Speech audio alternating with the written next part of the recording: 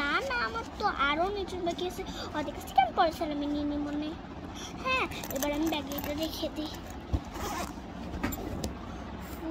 এবার কয়েকটা ছবি তুলবো, তাহলেই আমার হয়ে যাবে একেবারে পারফেক্ট।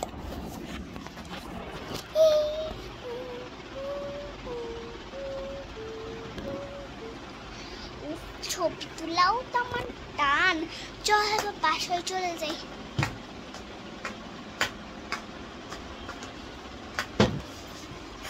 বাসায় চলে অলরেডি এসেছি।